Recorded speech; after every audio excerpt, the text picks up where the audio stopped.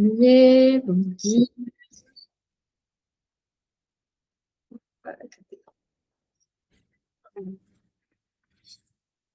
E aqui, para onde a gente está? Página 512. E vocês acham aí? A gente vai começar do segundo parágrafo, que começa com aproveita a oportunidade. Veja se vocês se acham. Vamos começar. Deixa eu aceitar aqui quem está entrando. Oi? Vamos lá? Peraí, tem mais gente entrando. Já começa, deixa eu só aceitar aqui.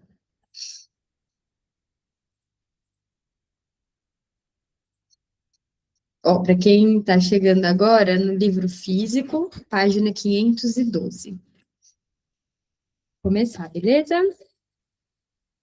Aproveita a oportunidade para submeter a uma análise mais minuciosa o navio do café da manhã, cujo aparecimento no sonho encerra de forma absurda uma situação mantida num plano racional. Reparando melhor no objeto do sonho, percebo que ele era preto, e por ter sido cortado ao meio, em sua maior largura, semelhava muito, nesse ponto, a um objeto que despertara nosso interesse nos museus de localidades etruscas. Era uma travessa retangular de argila preta com duas asas, em que havia coisas como xícaras de chá ou de café, semelhante aos nossos modernos conjuntos de porcelana para a mesa do café da manhã. Ao nos informarmos sobre aquilo, soubemos que era o equipamento de toilette de uma dama etrusca, com frascos de maquiagem e talco. E dissemos, em tom de brincadeira, que não seria má ideia levar aquilo de presente para a dona da casa. O objeto do sonho significa, portanto, toilette preta, luto, e alude diretamente à sua morte, a uma morte. Em sua outra extremidade, o objeto do sonho lembra o barco, de raiz, aí aqui ele coloca uma palavra que é cadáver, como me informa um amigo poliglota, que em tempos pré-históricos era posto o cadáver e levado para o mar, tendo com este como sepultura. Liga-se a isso o fato de que os navios retornarem no sonho. Silencioso, no barco resgatado, o ancião entra no porto. É que tem uma nota que ele coloca como que era escrito no... Cadê? No original. Todas as vezes que eu leio Freud, com todas essas citações de outras línguas, eu fico pensando, cara, como que eles conseguiam ser poliglotas naquela época, né? Aprendia como? Tipo, da onde que vinha? Tipo, aprender tantas línguas diferentes. Claro que eles tinham, acho eu, que mais tempo, porque a gente tem o tempo consumido de uma maneira diferente. Embora todos tenham 24 horas, as 24 horas não funcionam da mesma maneira para todos nós, né? Mas, cara, será que eles tinham professores? Acho que não, né? Também acho que não. Como que aprendia? Que gente inteligente, né? A minha mãe, nem é Freud, a minha mãe, fala que ela passava tempo lendo dicionário. Não tinha muito o que fazer. Bom, eu não sou tão velha, viu, pelo amor de Deus, e eu ficava lendo lista telefônica. Nossa, eu amava ler lista telefônica. Isso é Tipo assim, né? Sei lá, talvez tinha dicionário de uma língua para outra, e aí você vai aprendendo. Pô, mas como é que aprende a falar, né? Ó, vai saber. Não, eu acho tão interessante, porque eu acho tão Parar para bonito de saber pensar, falar assim, várias línguas. eu acho que se a gente parar para pensar, até o acesso a conteúdo, mesmo sem ser de outras línguas, assim, cara, a quantidade de livro que ele leu. Hoje eu tenho tanto livro porque eu compro na Amazon e porque eu tenho um PDF. Você tá entendendo? Ele tinha acesso mesmo a esses livros. Como é que fazia para ter acesso a isso? A ir Eu lá e não, né? buscar, Tipo, né? como que se dava isso, né? Tudo bem que, se a gente pensar assim, ele tinha um acesso, porque ele fez medicina, então tinha com certeza como é que se diz? Algum privilégio. Mas, pô, não é só aprender a ler. Ele falava, ele trocava cartas em várias línguas diferentes, né? É muito, acho isso de uma inteligência, assim, fantástica. Eu queria falar várias línguas. Acho muito bonito. Aí, não falei. Aí, meus filhos é que estão cumprindo esse papel, entendeu? Porque aquilo que a gente não realiza, a gente faz o quê? Bota os filhos para realizar. Não sei nem se eles acham bonito ou não, mas, né, por hora, estão gostando, estão fazendo. Esses dias meu filho falou para mim que ele queria fazer japonês. Japonês. Eu falei, meu filho, tem certeza? Mas ele gosta muito de mangá. Eu nunca sei se fala anime, sei lá como é que se fala isso, porque ele é pequeno ainda, sabe? Mas ele adora ler anime, sei lá, mangás, vários mangás, tal, aí quer aprender agora a falar isso. Mas por enquanto ele só fala inglês e português e inglês. É o retorno após o naufrágio, literalmente quebra do navio, pois o navio do café da manhã foi como que partido ao meio. Mas de onde vem o nome navio do café da manhã? Aqui entra o termo inglês, que nos sobrou dos navios de guerra. Ele coloca a palavra aqui que significa café da manhã, e aí breakfast, quebra de jejum. A quebra remete ao naufrágio, o jejum, a toalete preta. Mas apenas o nome navio do café da manhã foi criado pelo sonho. A coisa existiu e me lembra uma das horas mais alegres da última viagem. Desconfiando da alimentação em Aquileia, levamos mantimentos de Gors e compramos uma garrafa de excelente vinho estriano em Aquileia. E enquanto o pequeno vapor do correio avançava lentamente pelo canal Belle-Île e pela lagoa deserta em direção a Grado, nós, os únicos passageiros, tomamos café da manhã em excelente humor no convés do navio. Jamais um café da manhã nos agradou tanto. Esse era, então, o navio do café da manhã, e é justamente por trás dessa lembrança de um prazer da vida que o sonho esconde os pensamentos mais tristes sobre um futuro desconhecido e inquietante. O desvinculamento dos afetos de todo o material de representação que provocou sua liberação é a coisa mais notável que lhe sucede na formação do sonho, mas não é a única nem a mais essencial alteração que sofre no caminho dos pensamentos oníricos para o sonho manifesto.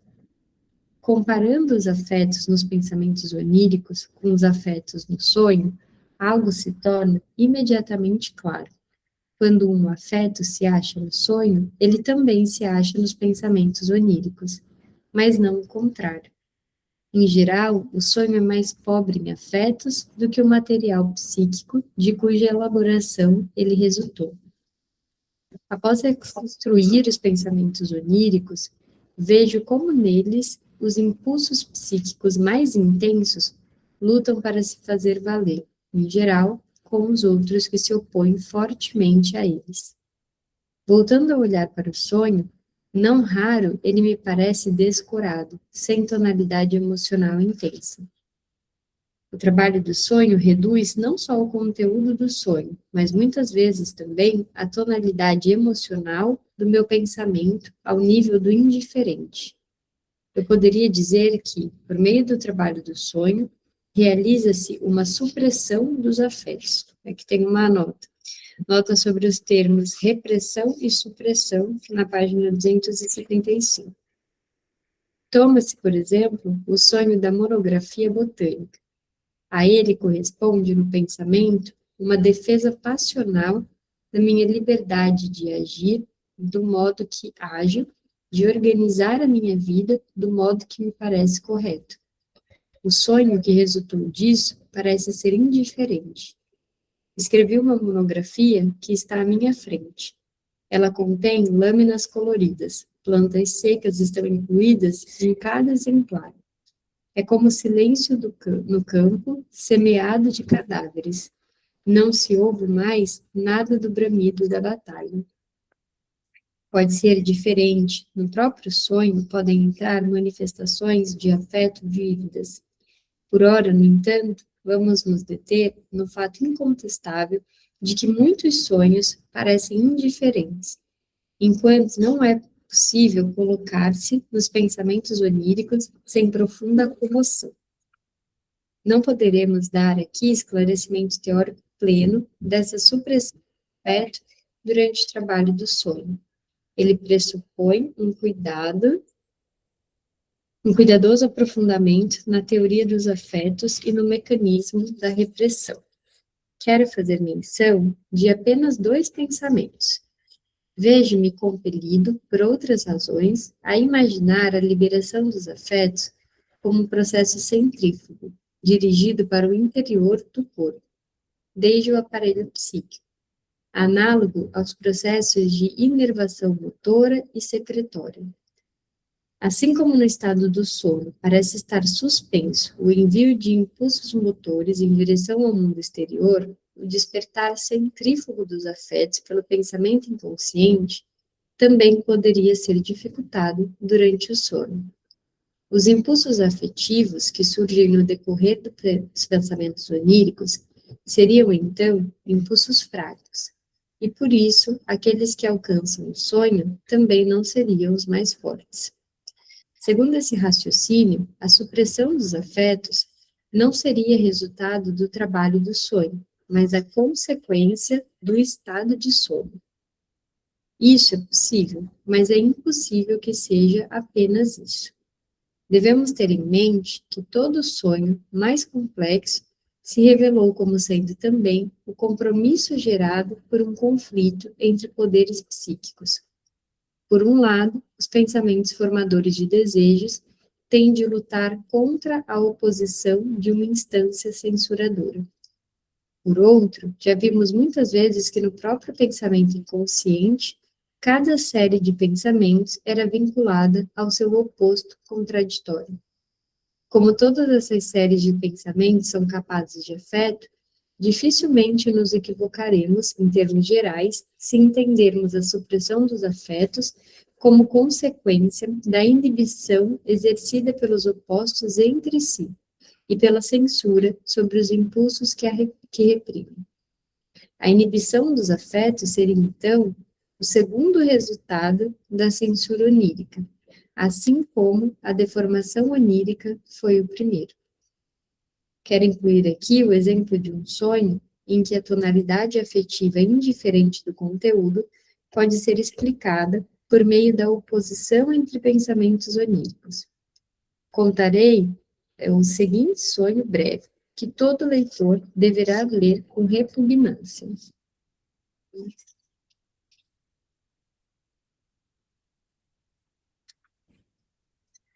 Uma colina sobre a qual há uma espécie de privada ao ar livre, um banco muito comprido com um grande buraco no final. Toda a borda de trás está densamente coberta de pequenos montes de fezes de todos os tamanhos e estágios de frescor. Realmente, né? A gente está lendo assim. Atrás do banco há um arbusto. Eu urino sobre o banco. Um longo jato de urina limpa tudo. Os bolos de fezes se desprendem facilmente e caem na abertura. No fim, é como se algo ainda restasse. Por que não sentir nojo durante esse sonho? Porque, como mostra a análise, os pensamentos mais agradáveis e satisfatórios participam da produção desse sonho. Durante a análise, lembro-me imediatamente do estábulo de Algias, que Hércules limpou. Esse Hércules sou eu. A colina e o arbusto são de Alce, onde meus filhos estão no momento. Eu descobri a etiologia infantil das neuroses, e assim protegi meus filhos da doença.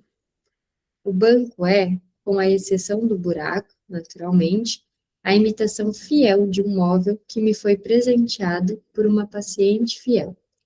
Ele me lembra a consideração que meus pacientes têm por mim.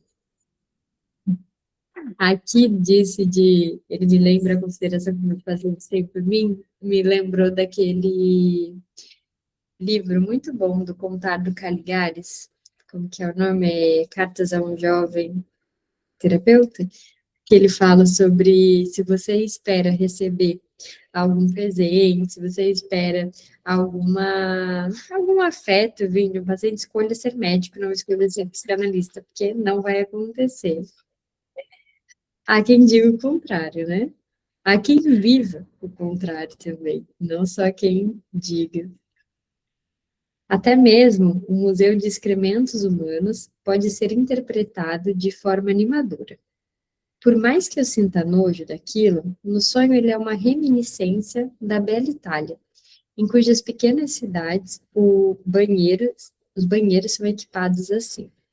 O jato de urina que tudo limpa é uma inequívoca alusão à grandeza. É assim que Gulliver apaga o grande incêndio da ilha de Lilliput, e com isso provoca o desagrado da pequenina rainha. Mas também Gargantua, o super-homem do mestre Rabelais, se vinga dessa maneira dos parisienses.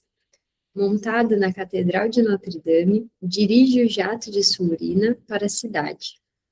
Foi ontem que, antes de dormir, folheei a edição de Rabelais com as ilustrações de Garnier. E, curiosamente, outra prova de que sou o super-homem. A plataforma de Notre-Dame era meu lugar favorito em Paris. Eu costumava aproveitar cada tarde livre para escalar as torres da igreja entre os monstros e rostos de demônios. Toda vez que Freud cita um lugar que ele já foi, eu já fui, eu fico pensando, não é possível. Não consigo nem acreditar num negócio desse. Tá? Bobeira, né? Mas uma bobeira gostosa, tipo daquelas coisas, tipo, que legal. O fato de todas as fezes desaparecerem tão rapidamente sob o jato de urina é o lema. Não vamos ler o lema em francês, né? Soprou e se dissiparam, que um dia usarei para encabeçar um capítulo sobre sobre a terapia da histeria. Nossa, será que tem algum? Nunca li. Vou procurar depois, deixa eu marcar aqui. Alguém já teve conhecimento de algum capítulo assim? Não? Não, né? Também nunca deve ter ficado entre as coisas que se perderam dele ou então que nunca aconteceram, porque, nossa, nunca ouvi falar mesmo. E agora, a causa efetiva do sonho. Tinha sido uma tarde quente de verão, e naquela noite eu havia dado uma conferência sobre a relação entre histeria e as perversões. Nada do que eu dissera havia me agradado. Olha só, né? Mero humano. Me parecera desprovido de qualquer valor. Eu estava cansado, não sentia prazer com meu trabalho duro. Queria estar longe dessa atividade de revirar a sujeira humana. Sentia saudade dos filhos e das belezas da Itália. Nesse ânimo, saí do auditório e fui a uma cafeteria para tomar um lanche modesto ao ar livre, pois o apetite havia me abandonado. Mas um dos meus ouvintes veio atrás de mim. Pediu permissão para se sentar à minha mesa, enquanto eu tomava café e tentava comer o croissant, e começou a me lisonjear. O quanto havia aprendido comigo, e como agora via tudo com olhos diferentes, que eu havia limpado o estábulo das algas, dos equívocos e preconceitos da teoria das neuroses, resumindo que eu era um grande homem.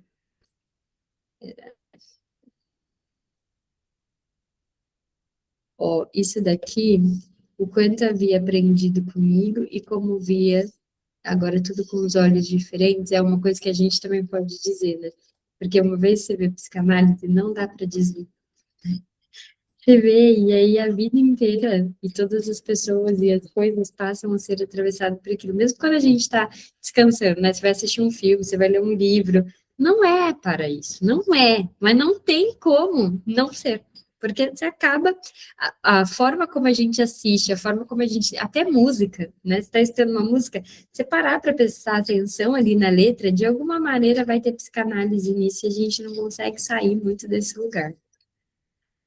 Não quer dizer que a gente analise todas as pessoas o tempo todo, como, né, é dito aí, está analisando, não, nada disso, mas a gente acaba olhando a vida por um viés psicanalítico. Meu ânimo não combinava bem com aquele hino de louvores. Lutei com a repugnância, fui para casa logo, a fim de livrar-me dele. E antes de dormir, ainda folheei o Rabelais e li uma novela de C.F. Mayer, Os Sofrimentos de um Garoto. O sonho nasceu desse material. A novela de Mayer acrescentou a recordação de cenas da infância. O sonho do Conde Tum, na última página, o ânimo diurno, de repugnância e aborrecimento, prosseguiu no sonho, fornecendo quase todo o material para seu conteúdo. Mas durante a noite surgiu o ânimo contrário, de forte e até excessiva autoafirmação, e anulou o primeiro.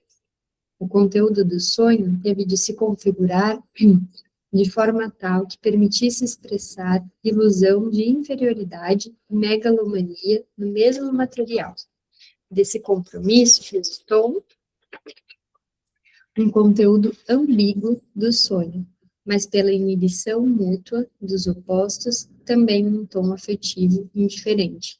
Eu estou lendo aqui falando de megalomania, e no seminário que a gente está lendo no Entre Nós, que é o o Lacan fala da suposta megalomania do Freud. É legal a gente ler ele falando disso e o Lacan também falando disso, ali em discussão com outra pessoa. Para quem não sabe qual é esse daqui, Os Escritos Técnicos de Freud, está no segundo capítulo que fala sobre resistências, e aí ele coloca como uma questão, megalomania do Freud, e ele fala da resistência ligada a isso. É bem interessante, até estava pensando nisso esses dias, né, tem gente que fala que é psicanalista, que estuda psicanálise, mas é só psicanálise, vamos pensar, sei lá, lacaniana, e aí nunca leu. Cara, se você não lê os textos que ele menciona, não tem como entender.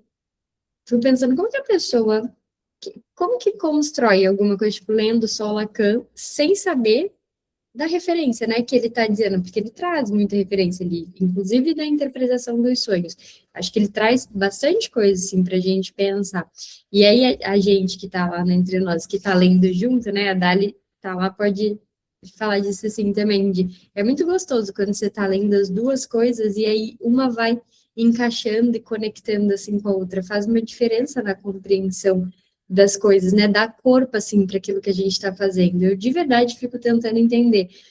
Nem referência de... Quando eu estou lendo, sei lá, um livro de poesia, se tem uma referência de outra coisa, eu sinto vontade de ler. Porque alguém estuda teoria e não tem esse desejo de, ele citou Freud, deixa eu ir lá ver qual que era esse texto, né? O que estava dizendo ali. Não consigo acreditar que alguém seja psicanalista sem passar por Freud. Eu fico agoniada, talvez seja um lugar de julgamento, mas eu fico agoniada, às vezes eu vejo as pessoas começando e querendo estudar, tipo, todos os autores de uma vez, e aí eu fico pensando, gente, mas tu já leu Freud? Tipo, leu mesmo Freud? Assim? Verdade, né? Porque eu demorei muitos anos, eu já estou formada na faculdade, né, então, atuando há, acho que 11 anos, eu fiz 10 ou 11 anos, assim. E eu fico 11, porque eu tenho 10, tu se formou um pouco antes de mim, então eu tenho 10 anos de formação. Então, eu só fui começar a ler outros autores, assim, quando eu comecei a estudar mais voltado para parentalidade, então, em 2020. Tipo assim, eu já tinha mais de 5 anos só estudando aqui Freud. Você via uma expressão ou outra, assim, uma coisa, mas se aprofundar em outra coisa, demorou muito tempo para eu fazer. Tanto assim que a gente estuda, né, não sei, cada uma, claro, acho que está num período aí, né, do processo, mas nesse tanto... Oi? E, assim, mesmo tendo passado muito tempo estudando só Freud, quando eu comecei a pensar, quero ler Lacan, ano passado, eu voltei e tô lendo Freud de novo, do começo até, né, tô acho que no 7º livro agora, mas tudo de novo, assim, mesmo, Porque eu acho que é muito Cara, importante. não tem como você não, porque cada texto que você vai ler do Lacan, ele está questionando algum texto de Freud. Não é sobre assim, ah, eu nunca li, não é isso, mas é que você tem que pegar e ler junto. Né? Você tem que ver ali qual que é a ideia, fazer esse trabalho de estudar. É diferente, né? Às vezes as pessoas pensam de ler, mas ler é uma coisa, estudar é outra. Construir conhecimento ainda, uma outra. Por isso que eu falo da questão de fichamento. Aqui não sei se eu já falei, mas, cara, todo texto que eu leio eu faço fichamento. Todos, que é para ter uma percepção. Eu gosto de saber da onde que eu saí e onde que eu cheguei. Essa semana no Conectadas a gente estudou um texto do Freud no Conectadas pela segunda vez, que é sobre o sentido antitético da palavra. E aí a gente estava falando disso, sim, da questão de várias das pessoas que estão ali no Conectadas já tiveram em outros, e aí a gente estava lendo juntas pela segunda vez e discutindo. A discussão dele da primeira vez foi diferente da segunda vez. E aí ali a gente pode ver uma coisa nova, que não tinha sido construída, mas que estamos há anos juntas, e aí com um tanto de coisas que a gente já leu de Freud, deu para que a gente avançasse mais no mesmo texto, que tivesse um conhecimento novo a partir do mesmo texto, porque a gente não é a mesma psicanalista, né? Porque está avançando. Então, eu não acredito nisso de você não estudar de uma maneira aprofundando mesmo aquilo e se distanciando de Freud. Eu acho que, independente do autor, a aproximação de Freud sempre vai ser um caminho que é retornar para avançar. Parece doido, né? Porque você vai para trás para você poder ir para frente, mas se você não retorna no que ele falou, para você compreender o que outro autor está falando, claro que aqui é uma opinião pessoal, mas eu acho que não tem avanço. E eu duvido que alguém consiga aprofundar em Freud em 1 ou 2 anos. Duvido, sim, não consigo. É muita coisa. É muito conteúdo, é muita coisa para a gente aprofundar. Deve levar aí, não sei, né? Porque eu nunca parei de estudar, então não sei, mas eu acho que uns 4 anos, pelo menos, para você dizer assim, não, agora eu já li, tipo, sei lá, 80% do Freud, estudei, pesquisei, né? Realmente me aprofundei. E aí a galera faz curso de 2 dias. A gente vai derretendo, assim, tipo, anjo. Deixa eu te dizer assim, não dá. Não dá. Você está fazendo errado. Mas tem aí as formações de 2 dias que a galera faz. Esses dias, eu não sei por que raios que apareceu. Eu nem uso mais Facebook, mas eu tenho, porque para ter o Instagram, né? Você tem a conta lá. E aí apareceu a notificação de alguém X falando que agora poderia se intitular, enfim, psicanalista. E aí uma foto ali da formação, a formação. Quando você vai ver daqueles institutos que dão a carteirinha, dá vontade de escrever, não gasta seu dinheiro com isso, tipo, tempo perdido, assim. Você não vai aprender. Porque eu acredito que tem gente que cai nisso por ignorância. Real, não acho que todo mundo que cai nisso é mau caráter. Eu acho que é ignorância. Tem os charlatões, né? A galera que quer enganar mesmo os outros, mas tem gente que só não sabe, assim, que teve algum contato com a psicanálise superficial, achou aquilo interessante, foi fisgado em algum momento, mas não sabe de toda a profundidade que você tem, até onde você tem que ir pra você aprender. E aí você vê essas coisas e pensa, triste, né? Triste, porque são pessoas dizendo que estão fazendo psicanálise e elas não estão. Enfim. Mesmo porque, para ser psicanalista, a gente tem que entrar na questão do fazer a própria análise, né? E isso não. Nem todos fazem, né? Nem todos. É aquilo. Psicanalista, será? Será que é? E é triste, mas enfim, também eu não acho que isso seja uma condição só do nosso fazer. Tem em todo lugar, né? Às vezes as pessoas falam, ah, é da psicanálise, tá? Eu não gosto de colocar psicanálise nesse lugar, que algumas pessoas colocam, alguns psicanalistas, tipo, a coisa mais importante do universo. Tem médico ruim, médico bom, bom, fisioterapeuta ruim, TO, todas, em toda profissão você vai ter aquela meia boca e aquele que faz a coisa direito, né? Que de fato ali está empenhado em fazer. Então, não é um privilégio da psicanálise que tenham pessoas que se aproveitem aí, que façam as coisas nas coxas, né? Isso daí vai ter em tudo que é lugar. Segundo a teoria da realização de desejo, esse sonho não teria sido possível se os pensamentos de megalomania contrários reprimidos, mas prazerosos, não tivessem se juntado aos de repugnância, pois o sonho não quer representar o que é penoso. As coisas penosas de nossos pensamentos diurnos podem entrar no sonho apenas quando, ao mesmo tempo, emprestam seu disfarce à realização de um desejo. Uma coisa que o Freud fala muito, muito, muito é essa questão da ambivalência, né? E a gente tem que estar sempre atento às questões de ambivalência ao escutar e ao estudar psicanálise. O trabalho do sonho pode fazer outra coisa com os afetos dos pensamentos oníricos, além de admiti-los ou anulá-los. Pode também transformá-los em seu oposto.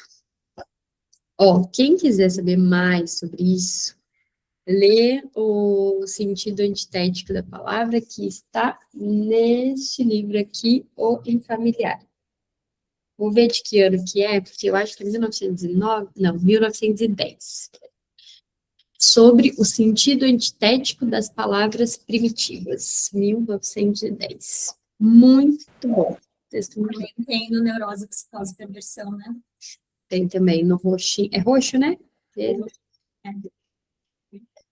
Qualquer um das duas edições tem. Então, já conhecemos a regra interpretativa, segundo a qual cada elemento do sonho pode representar não só a si mesmo, mas também seu contrário. E isso a gente vê muito, não só no sonho, mas no discurso. Quando uma pessoa fala, por exemplo, que odeia a outra. Mas a gente vê que esse ódio é carregado de amor. Eu gosto muito de dar o exemplo dos haters, porque acho que é uma coisa bastante atual e que a gente vê. Cara, galera, aí eu odeio, vamos falar de personalidades que chamam muita atenção na nossa sociedade, que são frutos de muito amor e ódio, que é a Virgínia e o Neymar, né? Virgínia e Neymar é assim, eles geram muita comoção, tem muitos sentimentos envolvidos. E aí tem gente que odeia eles, mas não perde um story, tá comentando em todas as fotos, sabe de todos os babados da vida deles, não passa uma notícia sem saber, né? Odeia o fulano, mas tá todo dia ali caçando o que ele tá fazendo, o que ele tá comendo, o que ele tá vestindo, que quer saber cada centímetro da vida da pessoa. E aí você vê nesse discurso isso que aparece de eu odeio fulano, mas odeia tanto assim que não pode perder nada da vida dele, né? E aí a gente pensa na questão do contrário. Será que é ódio mesmo? Às vezes diz que é, mas não é isso que se sente. Então, da gente ouvir aquilo que o sujeito fala, sabendo que não é sempre assumindo que seja o seu contrário, mas sabendo que é possível que aquela fala, que aquele sentimento apontado seja o contrário disso.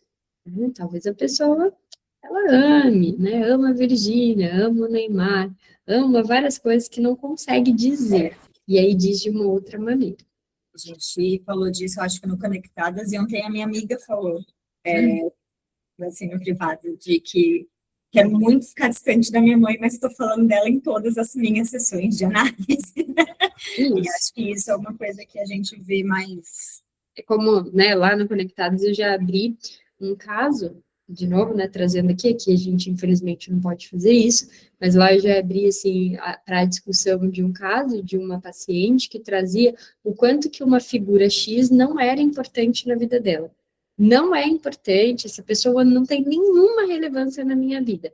Foram muitos anos de análise em que essa pessoa aparecia em todas as sessões. Todas. E você pensa, por que alguém fica anos falando de alguém que não tem nenhuma importância? Porque isso significa o contrário, né? Ninguém perde tempo, ninguém fala tanto de alguém que é indiferente. Você nem lembra. Se a pessoa é indiferente, você não lembra. Mas se você lembra todos os dias, ou pelo menos toda semana, durante 50 minutos, a relevância essa pessoa tem sim na sua vida. Então, nunca sabemos de antemão se devemos supor um ou outro. É o contexto que decide. Aí tem coisas que eu acho tão bonito, tão simples, né? Mas tão bonito. E, inclusive, nesse texto, vocês vão ter que sair daqui, vão ter que ler. esse texto aí que eu falei sobre o sentido antitético, porque para dar um corpo, entendeu? O que a gente está discutindo aqui, leiam, depois vocês vão me agradecer. Mas quando ele fala dessa questão aqui do contexto que decide, cara, é muito isso de as palavras, lá ele fala das palavras que é a mesma palavra que ela significa uma coisa ou o contrário dela, né? E aí ele estuda isso em várias línguas diferentes. Agora eu não consigo me lembrar de nenhuma palavra que signifique uma coisa ou outra, mas pesquisem lá no texto que vocês vão ver. E aí ele fala dos antigos, dos primitivos, como é que eles sabiam quando era para o lado positivo ou para o lado negativo. Se uma mesma coisa pode significar amor e ódio, quando que sabe que você está falando de amor, quando que sabe que você está falando de ódio? E aí era pelo desenho que eles faziam. Então, tem uma palavra lá que agora eu lembrei que eles usavam, que é forte e fraco, tudo junto. E aí, se fosse para referir ao forte, um homem em pé. Se fosse para referir a fraco, um homem sentado. E aí eles percebiam, então, através dos desenhos, o que estava sendo dito. E aí ele fala disso, trazendo para análise. A gente percebe a partir da entonação, a partir da próxima palavra, a partir daquilo que movimenta no sujeito. É preciso uma leitura para além daquilo que o sujeito está falando. A gente tem que prestar atenção em todo um contexto para que uma interpretação seja feita. Não é pelo que se fala e só. Até porque a gente se trai nas palavras, né? Enfim, eu fiz um post essa semana no Instagram, baseado também no estudo que a gente fez sobre esse texto, que acho que de repente cabe para explicar melhor, que eu falei na hora que eu estava discutindo lá com as meninas, me veio uma lembrança de uma expressão que muita gente fala, que é engraçado que. Aí não é nada engraçado. A pessoa fala que é engraçado uma coisa trágica, né? Ou uma coisa muito dolorosa. E aí, se a gente não está atento a isso, é engraçado, mas tem graça mesmo? O que quer dizer com isso engraçado? Por que usa essa palavra? E aí, na hora, me veio para engraçado e desgraçado, tu acrescenta uma palavra e tira outra, né? É muito semelhante. Então, não é a mesma palavra, mas você faz uma modificação de duas letras e o que é engraçado vira desgraçado. E geralmente, as pessoas, quando elas usam essa expressão, nossa, eu só acho engraçado que vem toda uma narrativa de uma situação realmente triste e dolorida. Então, se vocês quiserem, de fato, né, saber mais disso, se acharam interessante, leiam o texto do Freud e vai lá no Instagram e lê. Eu acho que é a última postagem, inclusive, que eu fiz explicando melhor, assim, sobre esse contexto. Né? Eu acho que vale a pena para a gente pensar isso de como aparece na análise. Uma noção desse fato se acha, evidentemente, na consciência popular. Com frequência, os livros dos sonhos usam o princípio do oposto na interpretação. Essa mudança, no contrário, é viabilizada pelo encadeamento associativo íntimo que nosso pensamento liga à representação de uma coisa ao seu oposto. Como qualquer outro deslocamento, ela serve aos fins da censura, mas com frequência também é obra da realização de desejos. Pois esta não consiste senão na substituição de uma coisa desagradável por seu oposto. Tal como as representações de coisas, também os afetos dos pensamentos oníricos podem ser transformados em seu oposto no sonho. E é provável que essa mudança de afeto seja realizada geralmente pela censura onírica. Supressão e inversão de afetos servem, sobretudo, à dissimulação, também na vida social, que nos apresenta corriqueira analogia com a censura onírica. Quando estou falando com alguém que preciso tratar com respeito, mas a quem quero dizer algo hostil, é quase mais importante ocultar-lhe alguma expressão do meu afeto do que realizar a formulação de meus pensamentos. Ó, esse daqui também, vamos lá. Quando estou falando com alguém que preciso tratar com respeito, mas a quem quero dizer algo hostil, é quase mais importante ocultar-lhe alguma expressão do meu afeto do que amenizar a formulação dos meus pensamentos. E aí, as pessoas falam assim, vou te falar um negócio com todo respeito, massacra o outro, né? Quem nunca já usou ou já usou? Eu, Com todo respeito. me desculpa, mas Tenho mais, né? Mas, e aí desce o cacete na pessoa. Eu gosto do depois, de descer o cacete na pessoa e depois dizer, mas quem sou eu para julgar, né? Eu amo. Quando a pessoa mete o papo, eu falo, quem sou eu? Assim, cada um faz o que quer da sua vida, Longe de mim querer dizer, né? Depois que a gente já malhou a pessoa. E é muito engraçado, porque são expressões que a gente acaba usando no dia a dia e elas denotam mesmo daquilo que a gente está sentindo, mas a gente não se dá conta. Esse é engraçado que eu já usei muitas vezes. Só achei engraçado, não acho graça nenhuma, né? Mas traz uma leveza para aquilo que está sendo dito. É igual com todo respeito. Né? Tem um meme que é: eu respeito seu posicionamento, é um posicionamento burro. Eu respeito o que você está dizendo, respeita nada, né? Mas a gente fala para dar essa entonação ali de mais leve, né?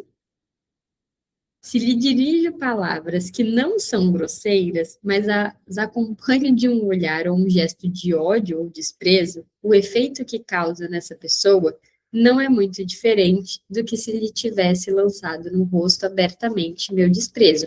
Aqui, outro exemplo que a gente pode compreender o que ele está dizendo, que é o passivo-agressivo. Por que que a gente sabe que uma pessoa está sendo passiva-agressiva? Dá para sentir, né? Não é o que ela fala, mas é como, todo o contexto é que você sente quando uma pessoa está sendo passiva-agressiva. Portanto, a censura me faz, sobretudo, reprimir meus afetos. E se eu for um mestre da dissimulação, fingirei o afeto oposto. Sorrirei quando estiver furioso e me mostrarei afetuoso quando desejar matar. Já conhecemos um ótimo exemplo de inversão de afeto a serviço da censura onírica. No sonho da barba do tio, sinto um grande carinho por meu amigo R, enquanto e porque os pensamentos oníricos o têm como imbecil. Esse exemplo de inversão dos afetos nos deu a primeira indicação da existência de uma censura onírica. E não é preciso supor, nesses casos, que o trabalho do sonho crie de modo inteiramente novo um afeto contrário desse tipo. Habitualmente, ele já o encontra disponível no material dos pensamentos oníricos e apenas o intensifica com a força psíquica dos motivos de defesa, até que ele consiga predominar na formação do sonho. Nesse sonho do tio, o afeto contrário, carinhoso, se origina provavelmente de uma fonte infantil, como sugere a continuação do sonho, pois a relação entre o tio e o sobrinho se tornou, para mim, pela natureza especial das minhas primeiras vivências infantis, a fonte de todas as amizades e de todo o ódio. Um sonho comunicado por Firenze nos dá um exemplo excelente de uma inversão de afeto desse tipo. Um senhor, já de certa idade, é acordado por sua esposa durante a noite, a qual se assustou porque ele ria alto e bastante no sono.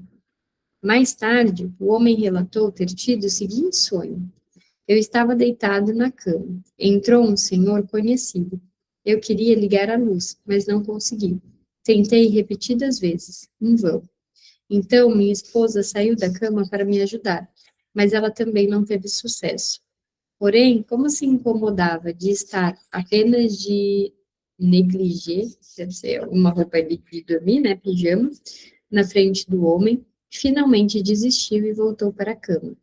Tudo isso era tão cômico que eu tinha de rir terrivelmente. Minha mulher dizia: por que está rindo? Por que está rindo? Mas eu continuei rindo até acordar. No dia seguinte, o homem estava muito abatido e com dor de cabeça, por causa de toda aquela risada que me abalou.